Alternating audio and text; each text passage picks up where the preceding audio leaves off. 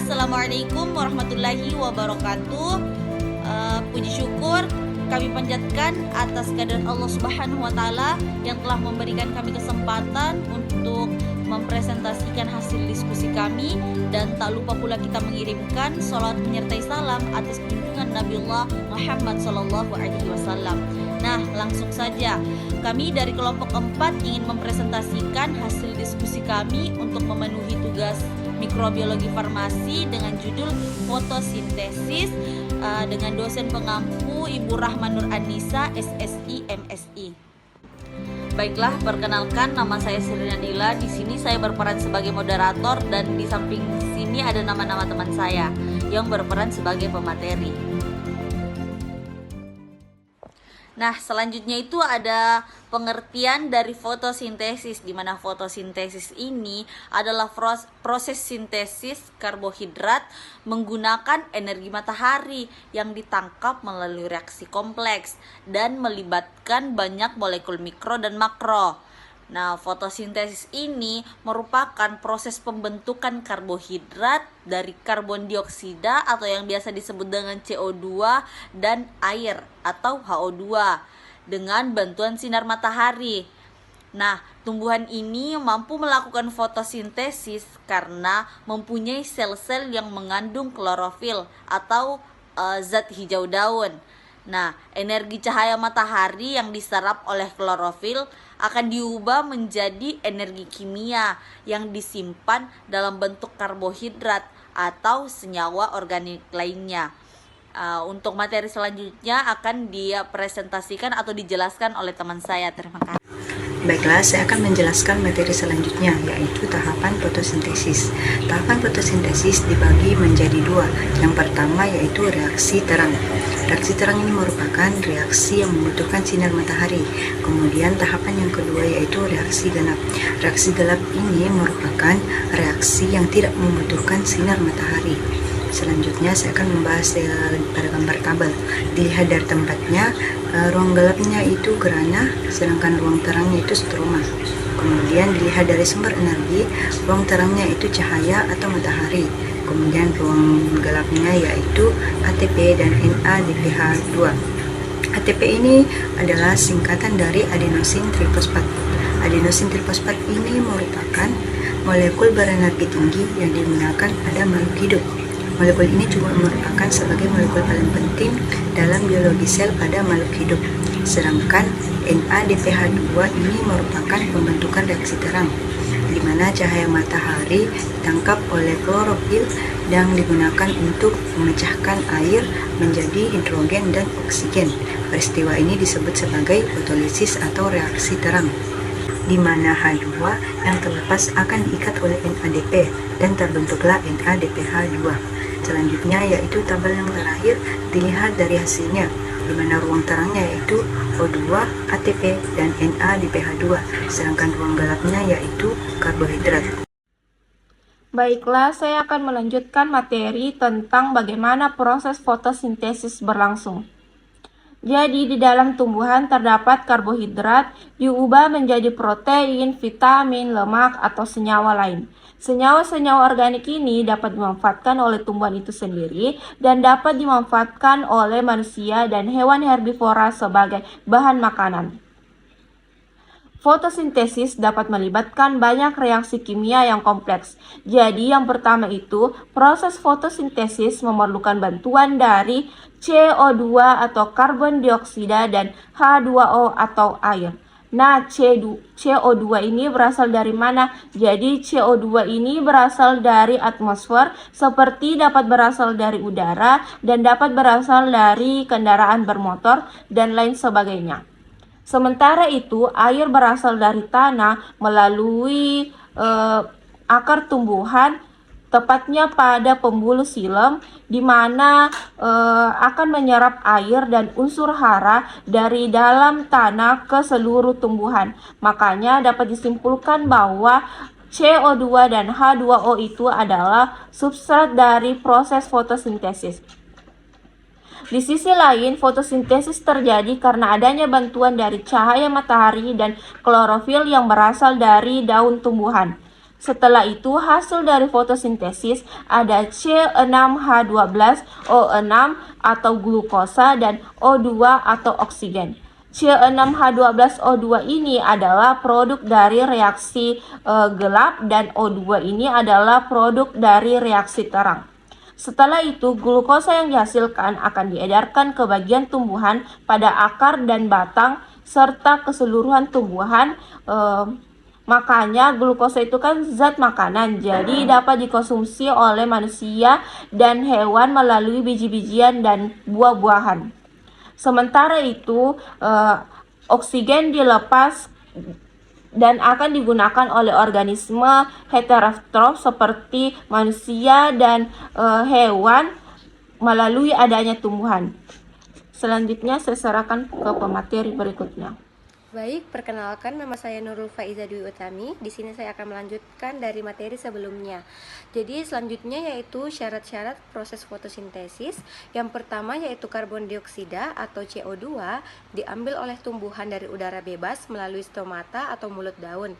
Yang kedua yaitu air diambil dari dalam tanah oleh akar dan diangkut ke daun melalui pembuluh kayu atau silem. Yang ketiga yaitu cahaya matahari.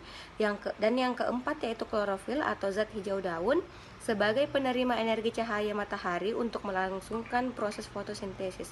Baik, saya serahkan kepada pemateri selanjutnya.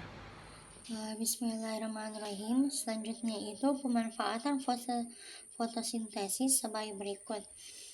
Fotosintesis terjadi pada tumbuhan tetapi memberikan banyak manfaat bagi semua organisme hidup seperti tumbuhan, hewan, dan manusia. Adapun manfaat yang diperoleh fotosintesis yaitu yang pertama itu menghasilkan oksigen. Fotosintesis menghasilkan oksigen seperti sehari-hari ini yang kita hirup.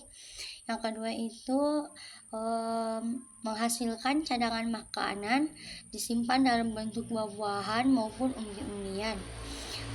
Yang ketiga itu memproduksi gula glukosa yang biasa banyak digunakan sebagai bahan penyusun bahan untuk membangun zat makanan lain seperti protein dan lemak.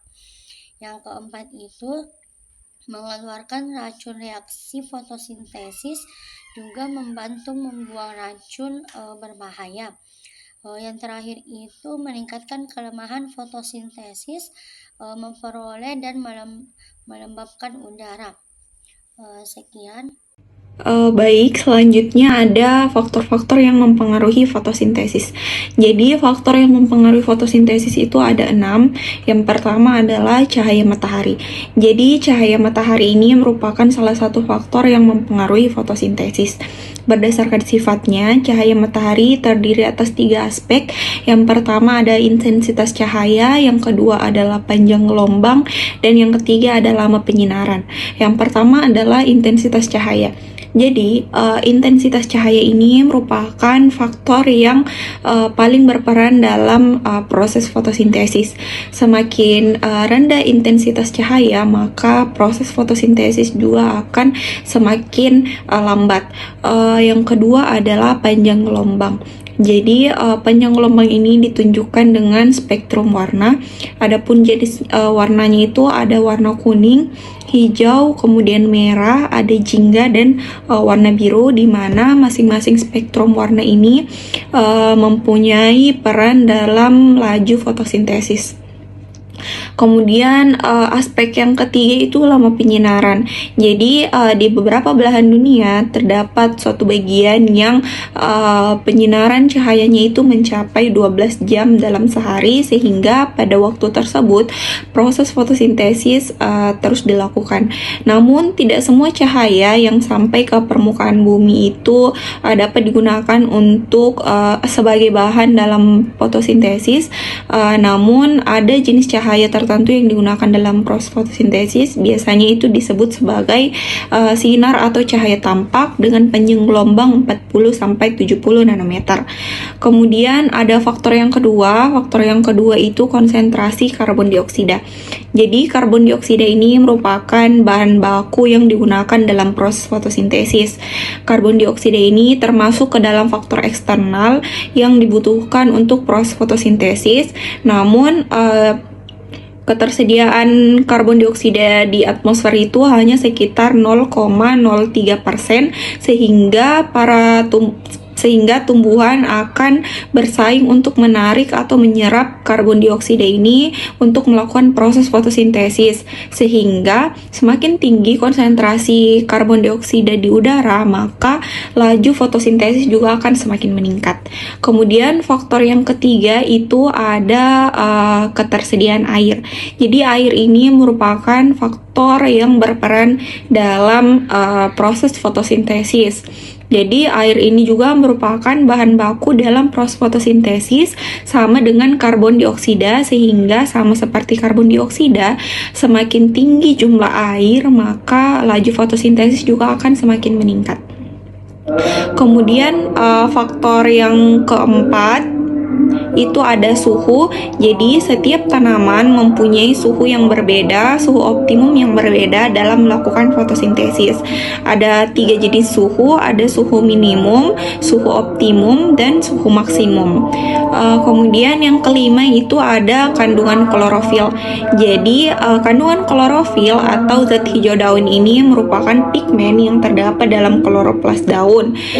Apabila suatu daun tidak memiliki kloroplas, apabila suatu daun tidak memiliki klorofil, maka proses fotosintesis ini akan berlangsung dengan sangat lambat atau bahkan tidak dapat terjadi sama sekali. Sehingga klorofil ini termasuk ke dalam faktor internal yang dibutuhkan oleh suatu tumbuhan untuk dapat melakukan fotosintesis. Kemudian faktor terakhir yang mempengaruhi fotosintesis atau faktor keenam itu ada unsur hara. Jadi unsur hara ini merupakan sumber utama nutrisi yang dibutuhkan oleh suatu tumbuhan dalam melakukan metabolisme. Adapun salah satu nutrisi yang dibutuhkan tumbuhan untuk melakukan fotosintesis itu disebut sebagai ion magnesium. Nah, itulah tadi pemaparan materi dari teman-teman saya. Jadi kesimpulannya yaitu fotosintesis merupakan proses pembentukan karbohidrat dari karbon dioksida yang biasa disebut dengan CO2 dan air H2O dengan bantuan sinar matahari. Tumbuhan mampu melakukan fotosintesis karena mempunyai sel-sel yang mengandung klorofil atau yang biasa disebut dengan zat hijau daun. Energi cahaya matahari diserap oleh klorofil dan diubah menjadi energi kimia yang disimpan dalam bentuk karbohidrat atau senyawa organik lainnya. Nah, fotosintesis ini terjadi dalam 2 tahap. Pada tahap pertama itu menggunakan reaksi terang atau reaksi cahaya menyerap energi cahaya matahari dan menggunakannya untuk menghasilkan molekul penyimpan energi ATP dan NADPH. Pada tahap kedua yaitu reaksi gelap, menggunakan produk ini untuk menyerap dan mengurangi karbon dioksida. Nah, itulah kesimpulan dari kelompok kami. Kurang dan lebihnya mohon dimaafkan. Saya akhiri dengan ucapan wassalamualaikum warahmatullahi wabarakatuh.